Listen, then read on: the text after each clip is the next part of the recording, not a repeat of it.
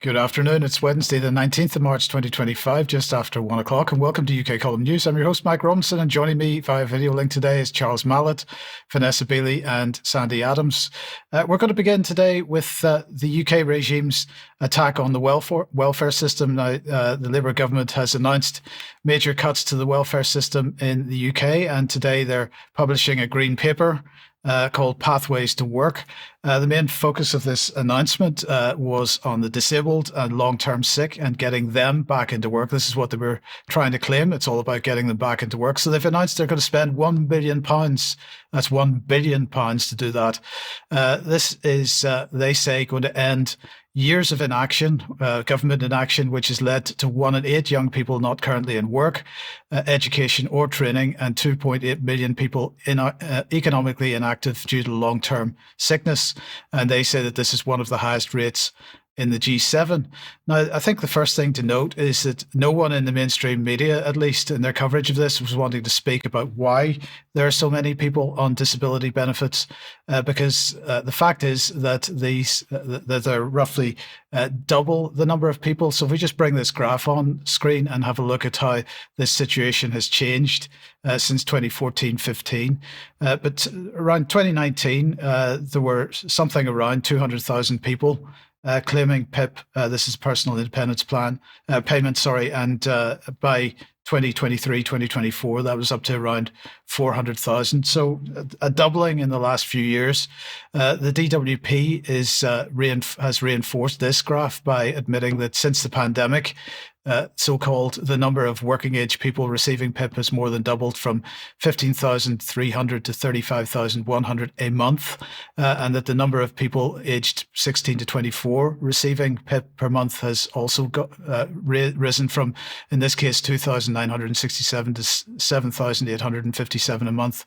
And they're saying that over the next 5 years, if no action is taken, they say the number of working age people claiming PIP is expected to increase from 2 million in 2021 to 4.3 million, costing 34.1 billion annually. But the question is, what do they mean by take no action? Do they mean if they don't simply cut the support? Or do they mean that they're going to do something to actually repair the damage done by the government policy that we've seen over the last several years? And never mention the jabs. But my question is, what's this really about? One thing that it isn't about is filling job vacancies, because the number of unfilled jobs has been falling now for 2.5 years. The estimated number of vacancies was 812,000 in the UK, according to the latest statistics from the ONS. That was between October and December 2024. Now, 812,000 might seem like a big number, but it isn't really. And it represents a decrease of 24,000 from the previous quarter. That's 2.9% fall, and a 12.7% fall from the previous year, same period the previous year.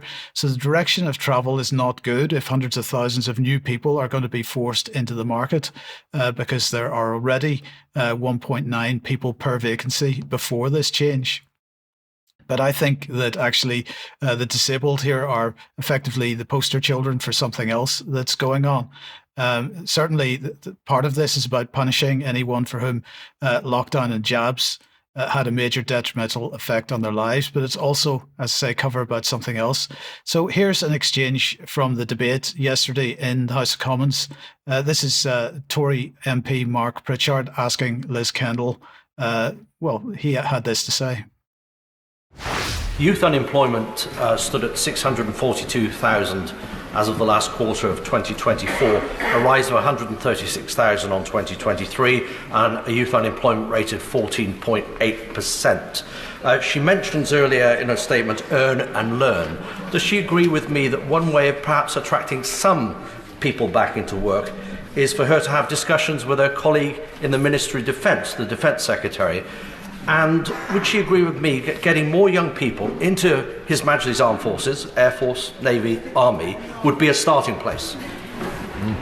I absolutely agree with the honourable gentleman. Indeed, before I was appointed to this position in opposition as a constituency MP, I have discussed with my local job centre and the Armed Forces recruitment precisely these issues because of the really exciting careers and opportunities that are available. I think are really important for young people in my constituency and the one that he represents. And I will certainly be having more conversations with colleagues in the Ministry of Defence to make sure we put this plan into action.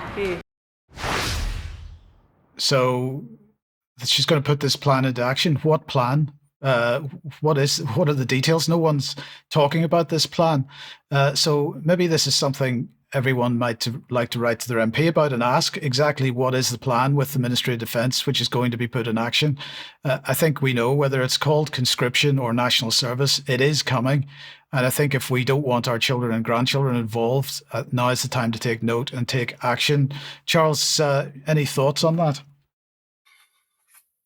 Thanks, Mike. Good afternoon, all. Yeah, well, I think my first thought is that the government have an amazing amount of control over the younger generation. First of all, like we see here, people who are claiming any sort of benefits are obviously financially dependent upon the government, so therefore can be pushed in any which way.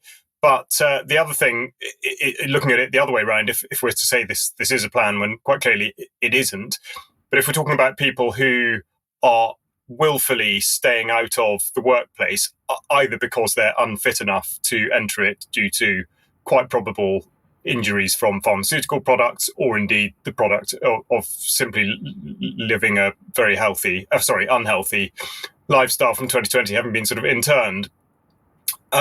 What sort of people are going to be fed into the armed forces? If they're not willingly coming forward, the bar would have to be lowered considerably in order that people got through whatever training is required. So the outcomes for anybody concerned would be absolutely terrible. But the euphemistic language previously described, of course, as economic inactivity, it is, that there is an absolutely enormous disaster here below the surface, which is just not being dealt with at all. So exactly what do the government mean when they say they're talking about dealing with it exactly? I don't know.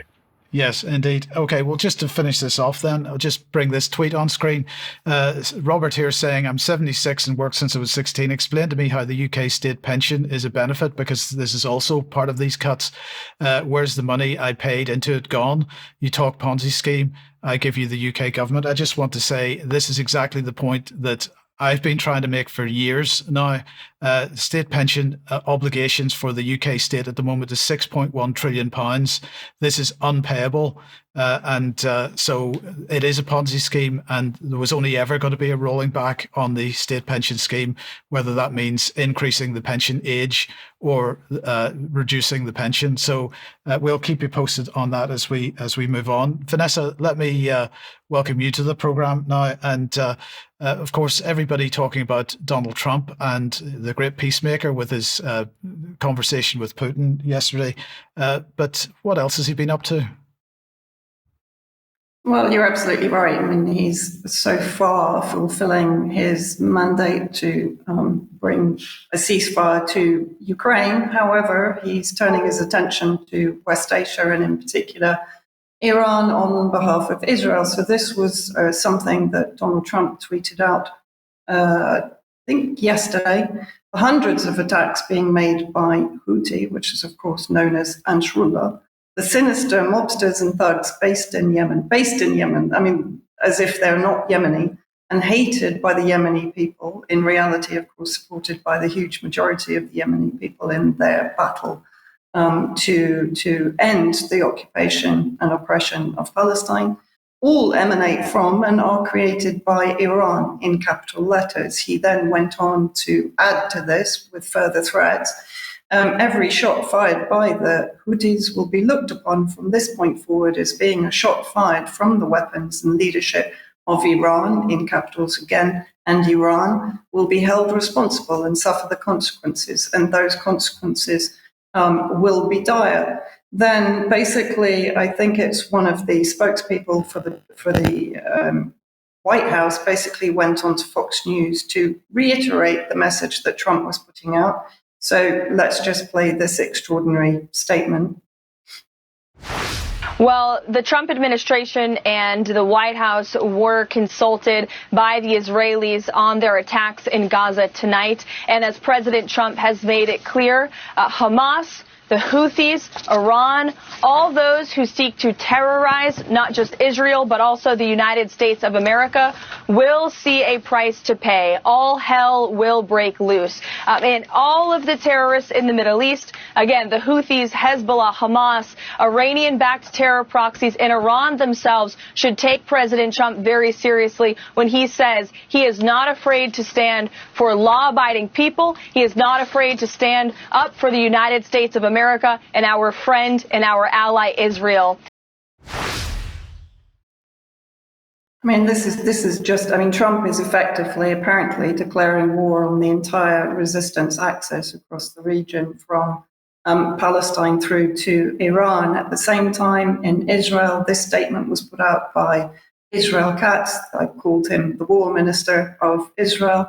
If Hamas doesn't release all the hostages, the gates of hell will open in Gaza and the murderers and rapists of Hamas will meet the IDF with forces they have never known before. Of course, we're back to the ceasefire shenanigans, which is never anything more than a theatrical play to effectively be used as a weapon to blame Hamas and to enable what is now happening, the violation of the ceasefire in Gaza and the continuation of the ethnic cleansing and genocide. And then again, Ben Gvir is announced to be rejoining the Netanyahu coalition, praising the mass killings carried out in Gaza in the last 48 hours with mass bombing. And then the statement by the Zionist IDF, or Israeli occupation forces, who said that they launched a strong offensive against, of course, they call them terror organizations. These designated areas are considered dangerous combat zones for your own safety, addressing the Palestinians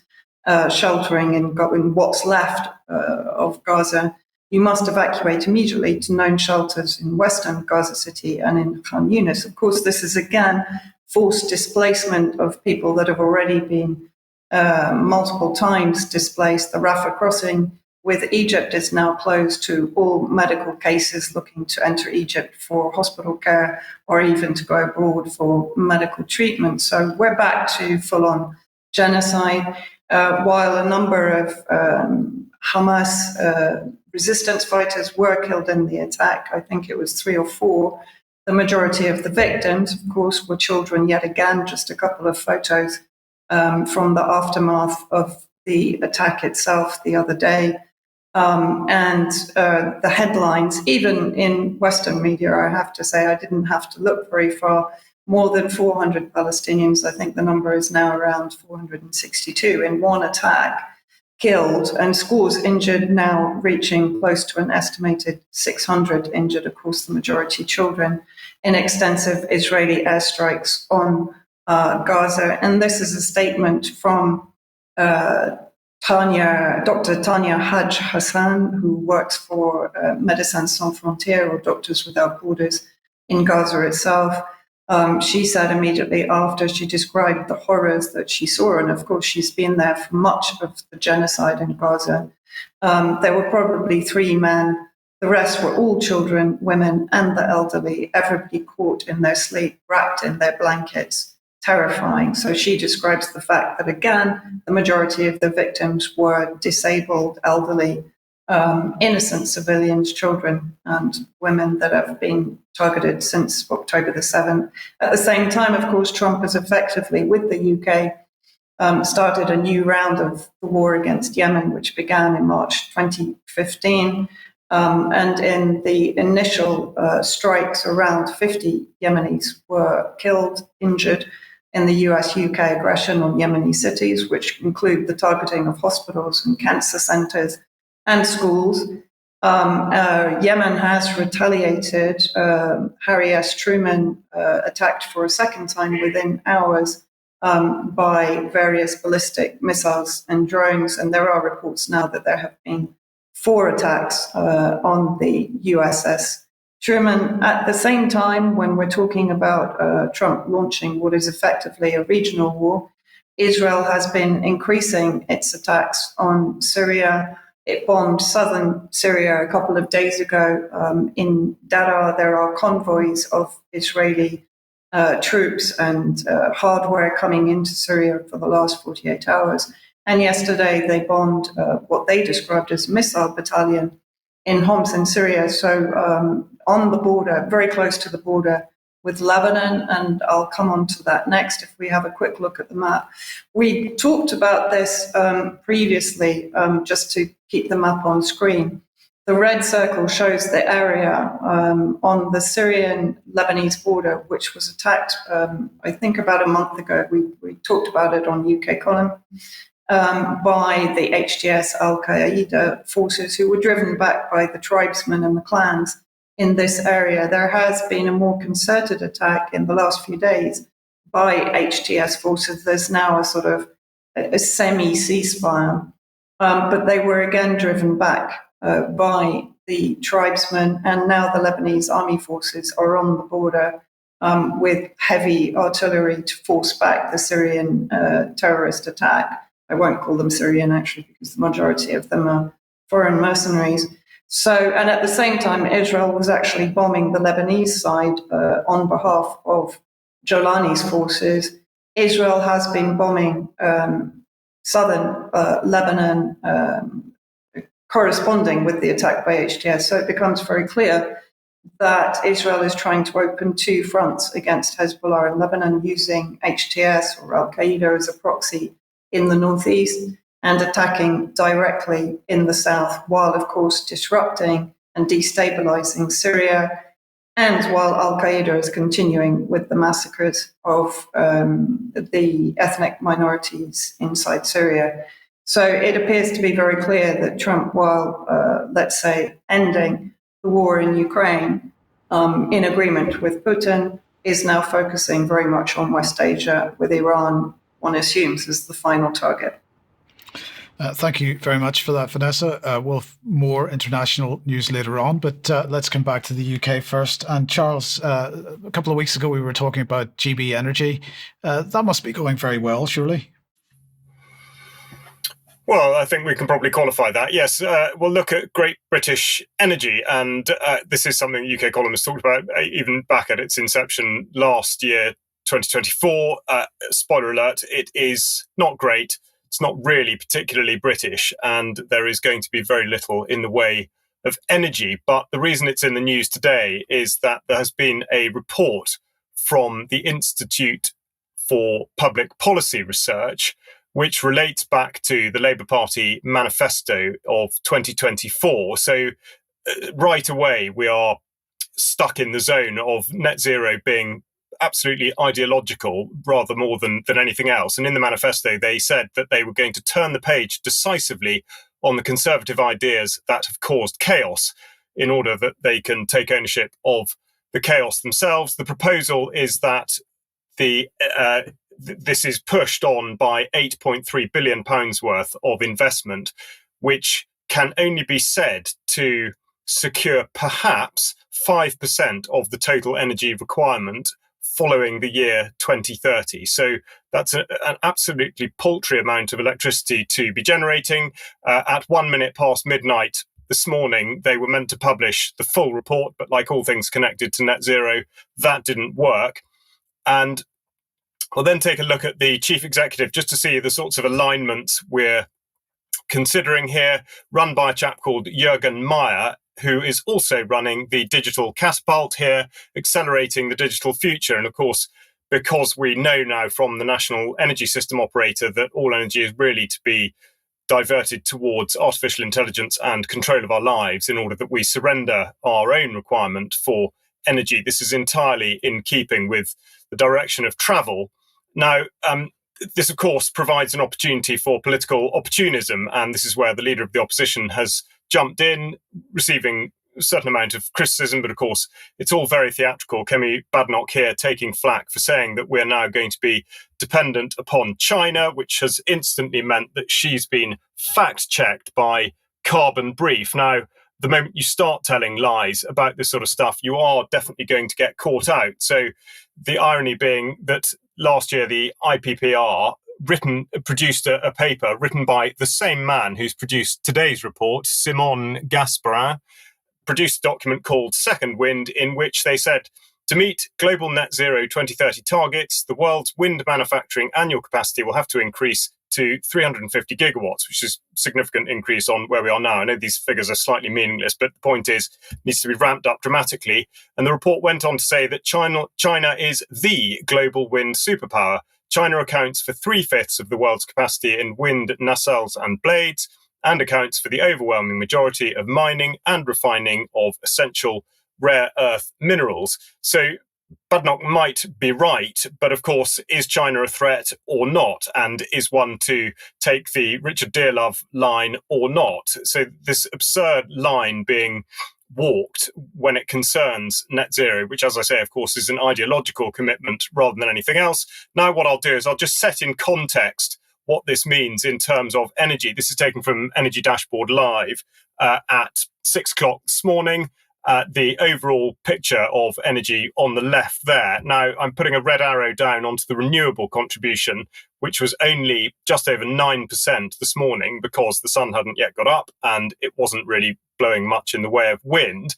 What is worth drawing your attention to is the box just to its right, which I've ringed there in red, because that is the total contribution from imports and nuclear, which amounts to just over 8.5 gigawatts of energy, which is what Great British Energy is supposed to recover from an £8.3 billion investment. Now, is it worth it if the sun's not going to shine and the wind's not going to blow? I will leave you to answer that question yourself. And now on the right, we see what's called the carbon intensity. So even if all of this stuff works, and we do get, by some miracle, 5% of renewable energy, if you turn the gas on, then you're destroying your fiction of net zero, because, of course, you're straight into the zone of what they call high carbon intensity.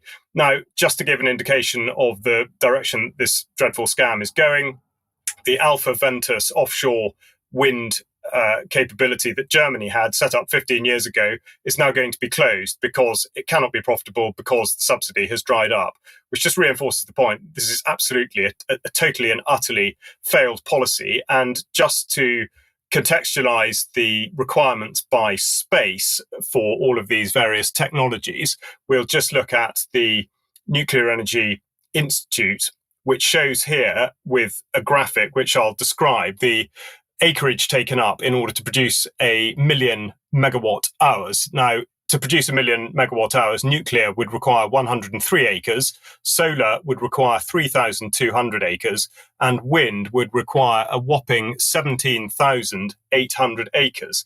So we've talked a lot on this programme about the stealing of agricultural land in particular, but land that belongs really in the natural world being completely destroyed by this so-called renewable technology. Now, last week I spoke about a food and farming symposium that was going to take place in Cheltenham at the weekend, which it duly did, and it was a great success. Sandi was there too, and very pleasingly, this has been reported by the Stroud News and Journal, an article put in by Kay Devine, so we see this on screen. And it's worth noting that there were 2 members of Parliament there, one pictured here standing next to a UK column journalist, and here's Sir Geoffrey Clifton Brown, the chair of the Public Accounts Committee, which of course is significant because he has recently audited the absurd carbon capture scheme and highlighted the incredible inefficiencies of that particular technology.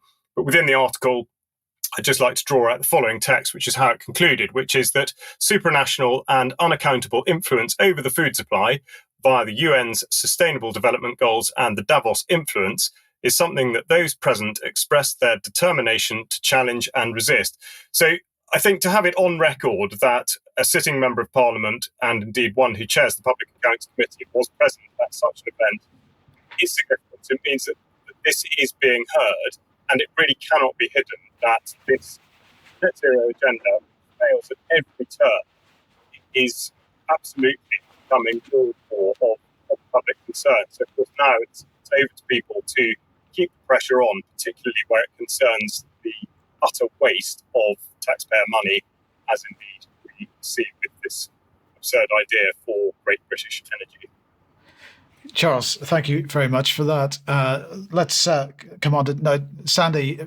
Charles talking about 2030 as a deadline.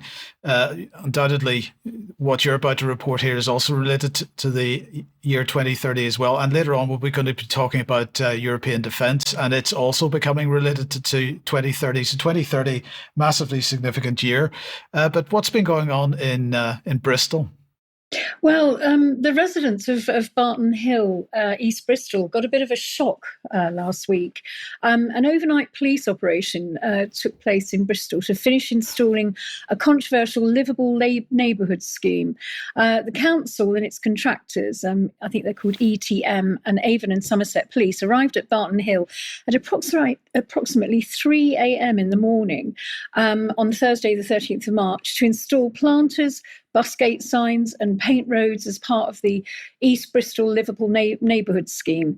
The installations took place in multiple locations at the same time.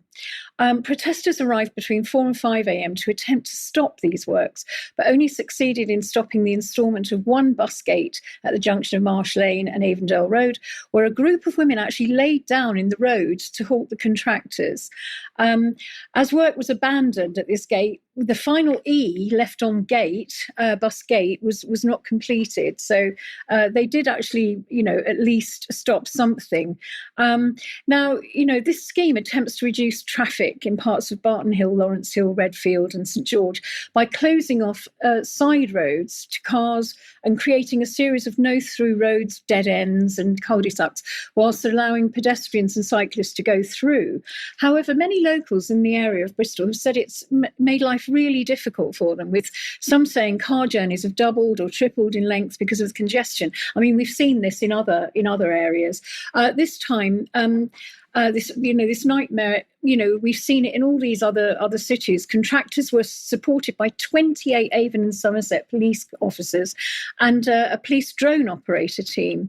By morning, planters, road blockages and bus gates were installed across the area, including 2 locations, other locations in East Bristol.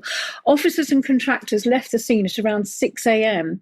Now, Avon and Somerset Police confirmed that 28 officers did attend with drone support, and they said that they had they were sort of trying to calm the protesters. They said they'd held back a few demonstrators. Now, there's a cafe owner who said that she was not told about this. She said her business would suffer if the closure of the road happened. And she said that there was nothing about bus gates, nothing about road closures, not a single time did they mention it.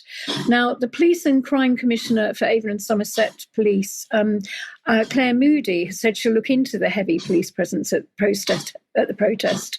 And she said, I obviously have a scrutiny role around policing, so I just want to acknowledge that it's something I'm aware of. The number of police involved, it's something I'm investigating and it's something I'll be following up. Meanwhile, the Green leader of the council, Tony Dyer, said, I think it's very clear there are some very strong feelings about this process. We do take those seriously. Well, I wonder. What we have to remember is that Bristol is a combined authority, WECA, the West of England Combined Authority.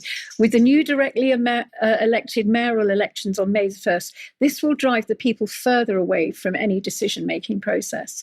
And what's deeply concerning is that the assault on the community has not undergone any democratic process, despite strong opposition. This is a classic example of what we can expect when these smart city mayors are in power. The fact that the Police and Crime Commissioner said she will investigate the heavy-handed approach of the police in this incident is ironic. Her position as Police and Crime Commissioner will not exist in the future. According to the Cities and Communities Act of 2016 and the Devolution White Paper of 2025, the powers of the Police and Crime Commissioners will be given over to the mayors for climate and energy in the combined authorities, along with all the powers currently held by Westminster. This begs the question, really, where will this leave the people of the UK with their freedom of movement and rights to go about their business trampled on? It's nothing short of fascism, in my view. Devolution is set to cost the taxpayer over 400 million. So let's look at what the devolution means straight from devolution white paper, and Angela Rayner has quoted, "We will give mayors strong powers over housing, planning, transport, energy, skills and employment, backed up with consolidated funding. Devolution will no longer be agreed at the whim of a minister in Whitehall." And Jim McMahon, he was quoted as saying, "This white paper initiates the biggest transfer of power out of Westminster to English regions this century." He also, he also did mention another quote in the summary of the devolution white paper, which I found interesting. He said, "This is ambitious, but it's not new. This programme of reform continues the work of the 1997 government's onwards, which saw the formation of the Mayor of London, devolved parliaments of Scotland, Wales and Northern Ireland, and freedoms for local government with the creation of combined authorities, the power of economic, social and environmental well-being."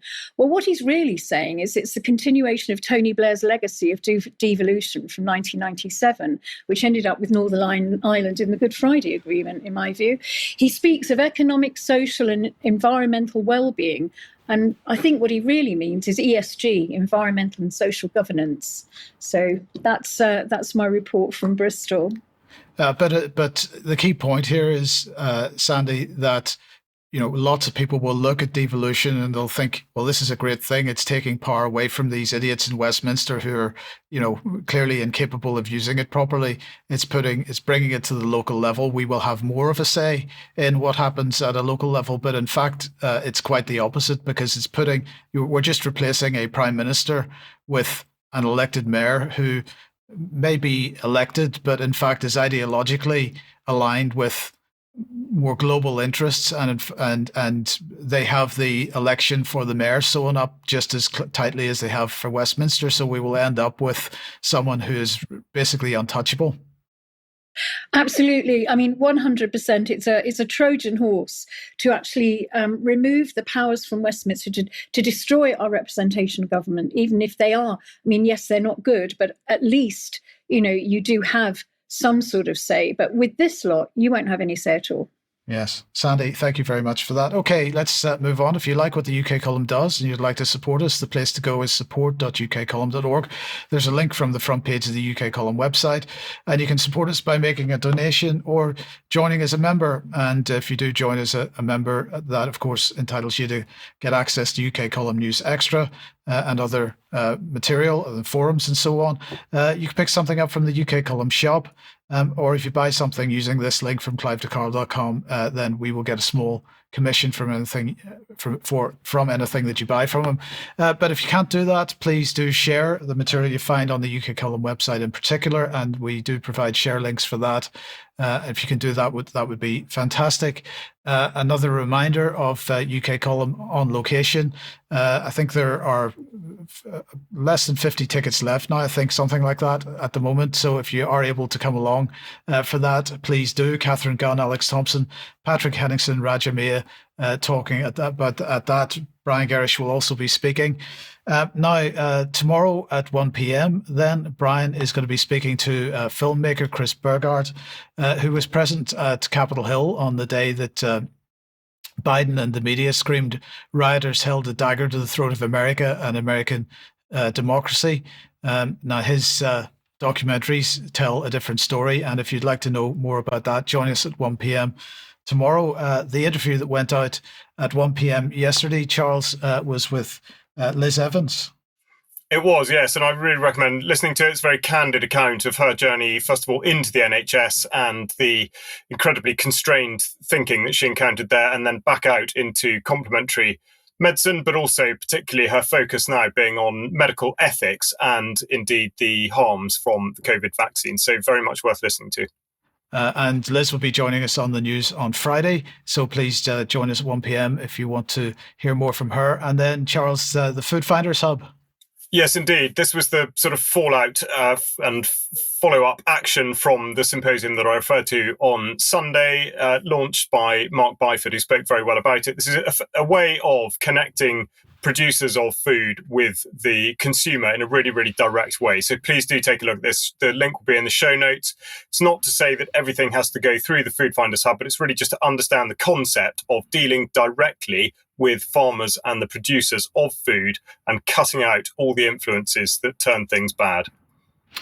Brilliant. Thank you, Charles. Now, let's move on then to European defence. And, Ursula von der Leyen is frankly off her head. I mean, really insane, actually. So allow me to demonstrate. Yesterday, she was speaking to military cadets in Denmark about the future of war in Europe. And she announced what she called Readiness 2030, because 2030, as we've mentioned already, is a key deadline year for everyone.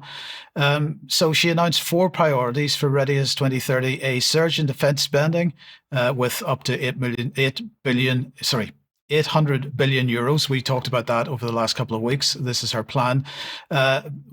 And then we've got pan-European cooperation was the next thing she was talking. That includes military mobility, which is what they describe as a functioning EU-wide network of land corridors, airports and seaports to facilitate the fast transportation of troops and military equipment. They don't call it this, but let's call it the Russian front, because that's what it's all about. They're talking about, or she's talking about what she's calling a porcupine strategy for Ukraine, whatever that means. And maybe she means it's going to be so bristling with missiles that it's dangerous to touch it or something. She talked about setting up a joint task force with Ukraine. And finally, she talked about the other feature of European Defence Union that we've been talking about for a long time, which was an EU-wide market for defence equipment and a single point procurement process. So this is the defence union that we've been warning about for 15 years, and the war danger that comes with it is absolutely there for everyone to see. So how was she justifying this? Well, first of all, she had something to say about Greenland. Let's have a listen. Europe must get ready for war. I'm, of course, talking about the ongoing war in Ukraine and conflicts in other theaters, but also the repeated and continued attacks on critical infrastructure in the Baltic Sea. And, of course, the ongoing competition for influence in the Arctic region, including Greenland. And to all the people of Greenland and of Denmark as a whole, I want to be very clear that Europe will always stand for sovereignty and territorial integrity. Sovereignty and territorial integrity was something they were talking about with respect to Ukraine. Now they're talking about with respect to Greenland. Is their intention to seriously, face off against the United States? I don't know, but this is unhinged language that she's using. She went on to talk about Trump's desire to reorient to China. Just take Russia. We already know its determination to deny other countries their right to choose their own path. And now Russia is on an irreversible path to creating a pure war economy. It has massively expanded its military-industrial production capacity. 40% of the federal budget is spent on defense, 9% of its GDP. And this investment fuels its war of aggression in Ukraine while preparing it for future confrontation with European democracies. And just as these threats increase, we see our oldest partner, the United States, move their focus to the Indo-Pacific. So we're going to talk about this much, much more in Extra, I'm quite sure. But let's just listen to a final clip, because she's absolutely determined. I mean, obviously what Trump is doing here is justifying this move towards military integration in Europe. Let's listen to why her comments about when the European Union should act. The point is that we must see the world as it is, and we must act immediately to face up to it, because a new international order will be formed in the second half of this decade and beyond. So as we stand here today, Europe faces a fundamental choice about its future. Do we keep reacting to each challenge in an incremental and cautious way? Or are we ready to grasp this opportunity to build a more secure Europe, one that is prosperous, free, and ready, willing and able to defend itself? Dear cadets, the answer is clear. The choice is none. Europe is ready to step up. We are ready to take control of the change that is inevitable, because we cannot afford to be pushed around by history. And that means acting now is a must. So we've got to act now. Now, just to clarify, the jump cuts that were in those 3 video clips, I wasn't cutting any words out of that. I was cutting out silences.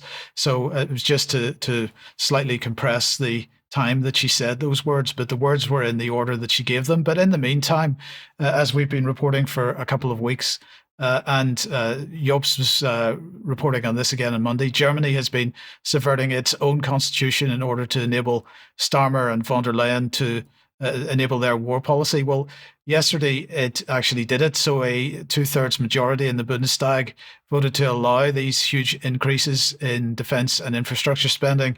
And this, of course, is going to exempt spending on war from Germany's otherwise strict debt rules.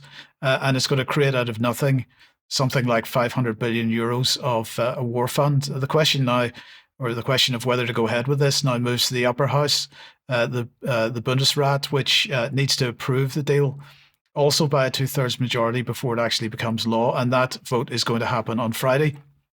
But as Patrick has been reporting, the incoming Chancellor, Friedrich Merz, proposed these measures immediately following his election win in a 180-degree reversal of the policy he campaigned on. So, this is wrong in so many levels, as far as I can see. But finally, on this topic for now, Kaja Kallas, who is the equivalent of the EU Foreign Minister, the Special Representative, was in the UK this week to meet with John Healey, who's the Secretary of State for War, and David Lammy, who's the Foreign Secretary. Let's listen to what Healey and Kallas had to say. Kaya, welcome. This is a time when the demands of the moment mean European partners must come together, recognising the NATO as our cornerstone of European security, but we need to do more. You in the Commission and the European Union are stepping up just as we are in the UK. We must step up together on European security, on defence spending, and on reinforcing our industrial bases. And to add to that, it is more defence spending. How can we do more, but also how we can spend the money more cleverly? I mean, the new technologies, what could be their innovation and capabilities that we can develop further so that we could have European security in really strong hands. Exactly so, and I think we can learn from what we have been involved in with supporting Ukraine, can't we? We need our European defence industries to be able to innovate at a wartime pace. We need to make sure that what we spend on defence also drives economic growth. Exactly. But on Ukraine now is also the time when we must maintain our strong support for Ukraine. We must not jeopardise the peace by forgetting about the war, and we will together reinforce our efforts to secure that peace. Because European security starts with Ukraine right now, and that's why we need to support them to be able to defend themselves. So thank you very much for these discussions. Thank you. Vanessa, these people are off their heads. That wasn't scripted at all.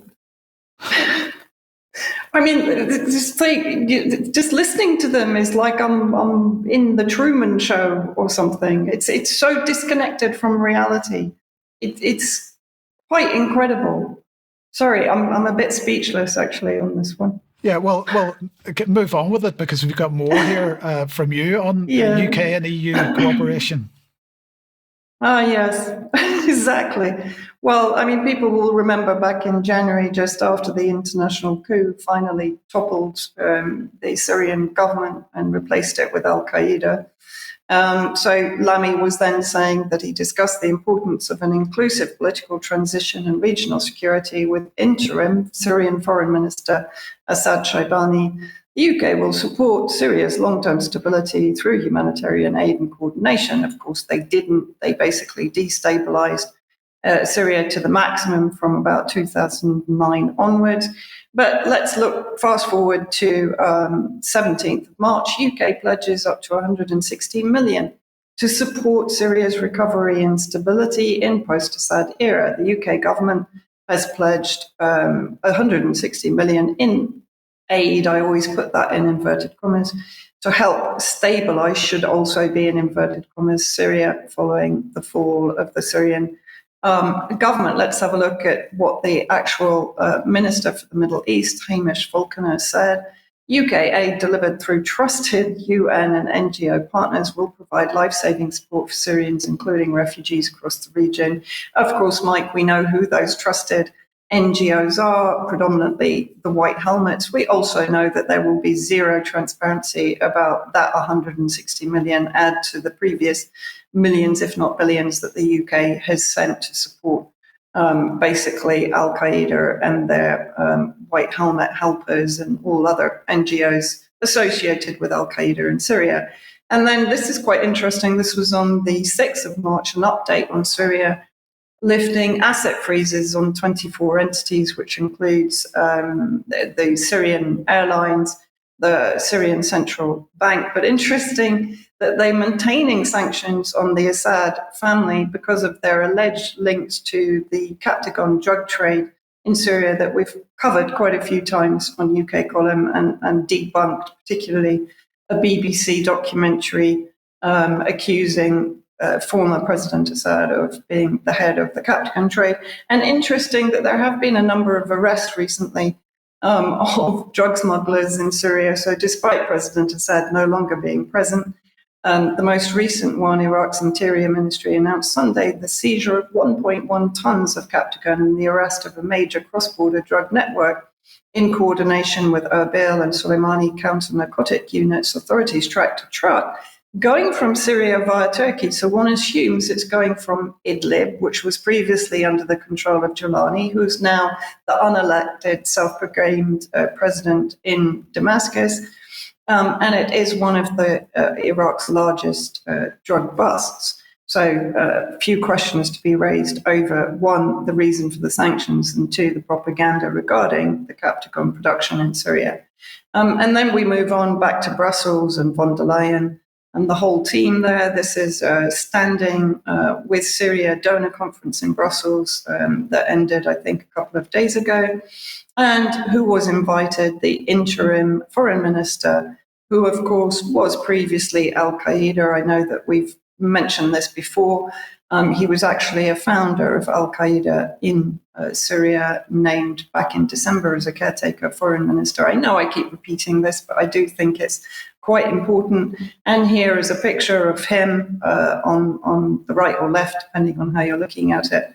I think that was at the WEF in Davos, and on the left as an acting Al-Qaeda and formerly ISIS member carrying out atrocities against Syrian civilians.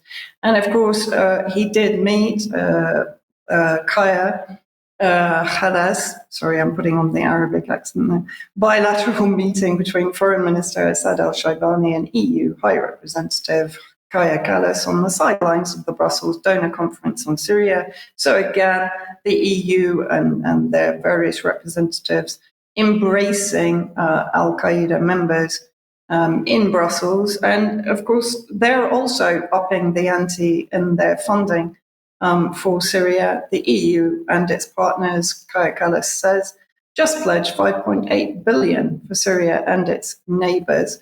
This will support Syria at a crucial time of transition and address the dire needs on the ground.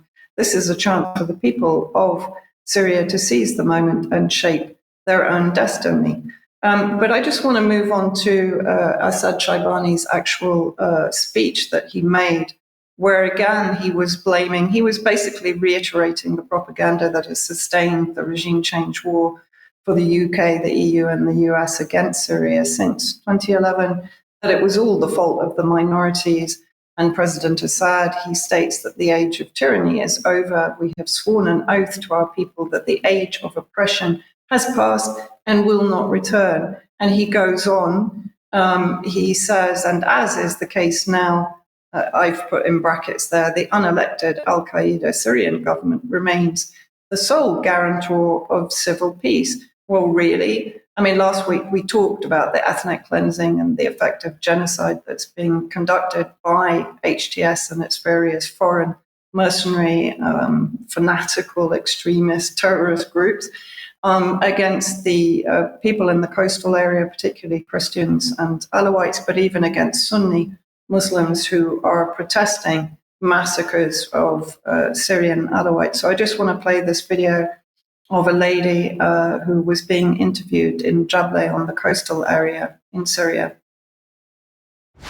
بيعمتك أهلي أمي إخوالي رفقاتي حارتي الجيران أنا خايفة على الكل حرام في عالم ما زنبط والله في عالم ما زنبط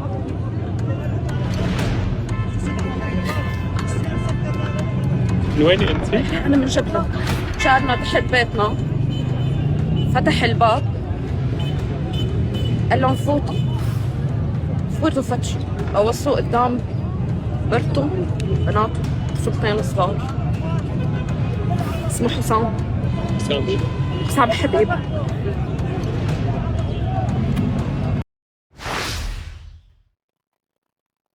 The massacres are continuing. Houses, apartments, shops are being looted and burned. And there is now talk of displacing all of the Alawite civilians and replacing them with Sunni Muslim extremist factions to actually sort of reconstitute that area of Syria. And I just wanted to quickly show this rather than another execution video. This is a kid in Al-Bab, Aleppo, being given a semi-automatic, I think it is, by an HTS fighter. This is how the children in Syria are being indoctrinated.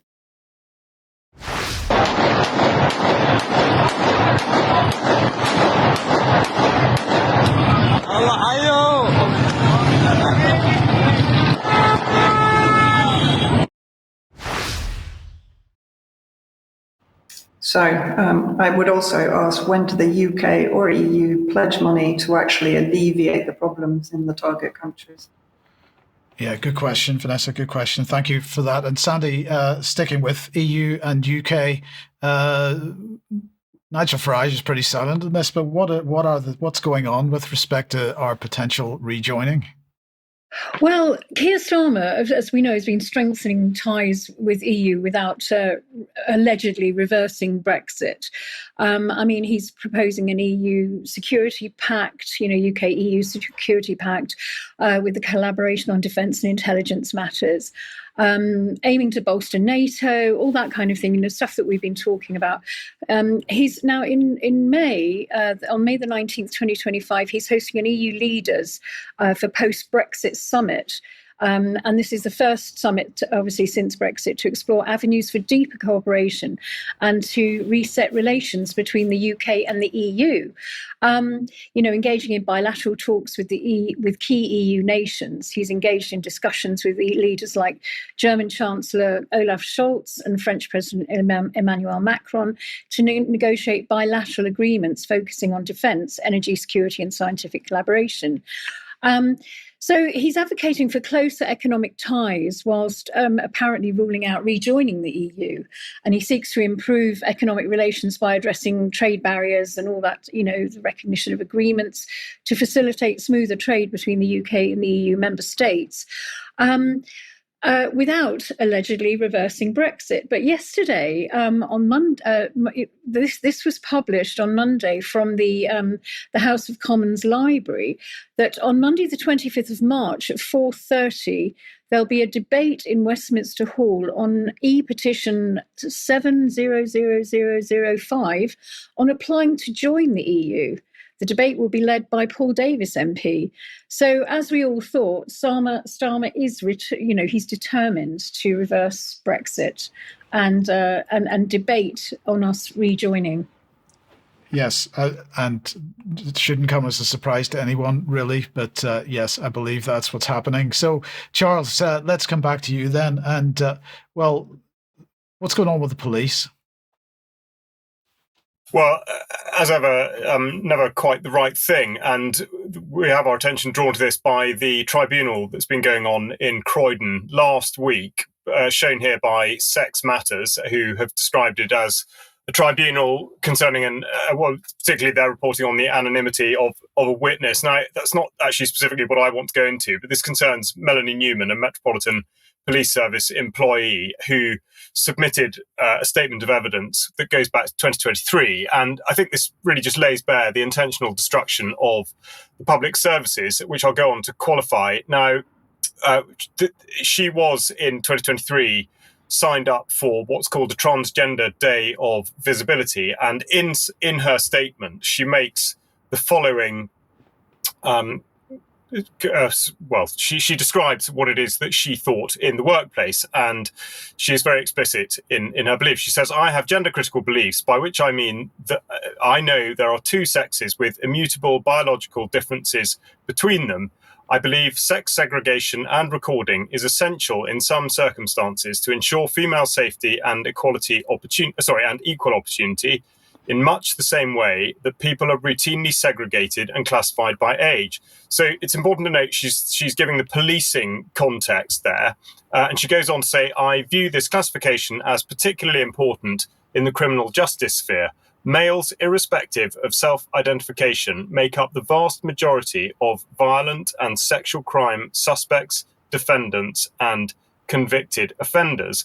She also went on to say that she believes very much in freedom of speech and expression, which presumably can't have endeared her to the Metropolitan Police Service or perhaps the tribunal itself.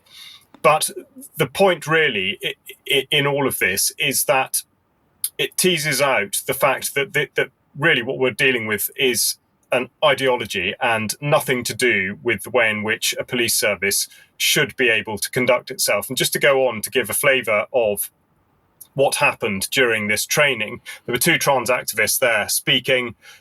One, I might get the name wrong, it might be Shea Coffee, reposted a video on Twitter of Posey Parker being assaulted at a Let Women Speak event in New Zealand with a caption saying this was hilarious. And another one called Eva Echo, who spoke in hyperbolic terms about a need to save trans people from gender-critical people with, quote, warped, twisted views, end quote, but never identified the nature of the risk.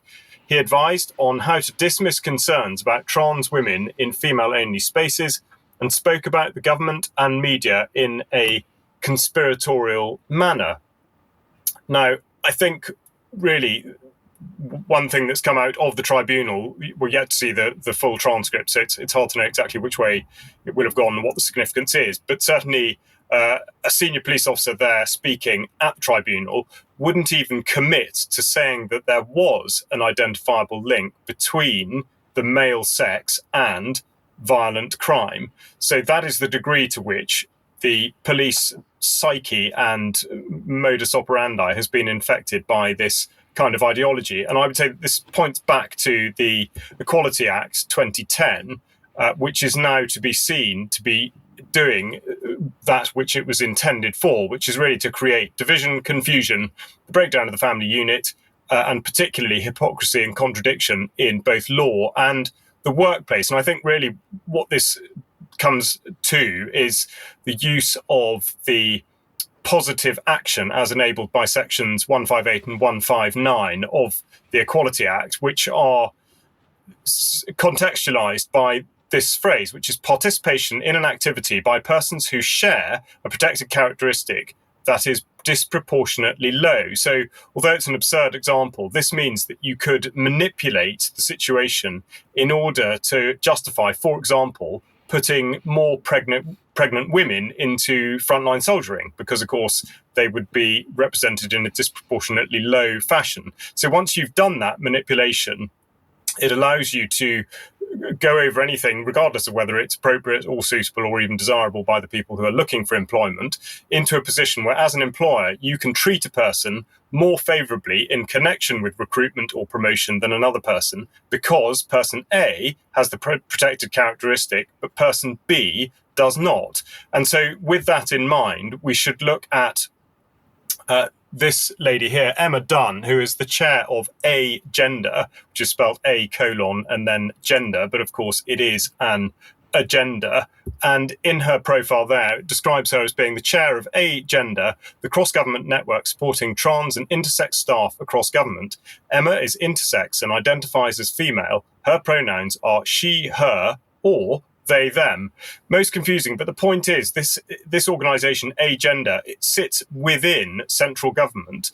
And given what I've just said about the Equality Act and the clauses that enable positive action and the way in which the Metropolitan Police Service has treated its own employees with regard to indoctrination around, in this case, gender issues and indeed the protected characteristics part of it, it's very hard to see how the government itself is not weaponising the Equality Act in order to unlawfully positively discriminate in order to pursue this ideology. Now, obviously, if anything significant is to come out of the results of the tribunal, then I'll report back on that. But I think this gives a very good insight into the incredibly corrosive influences that are attacking police from all sides and in a completely intentional manner.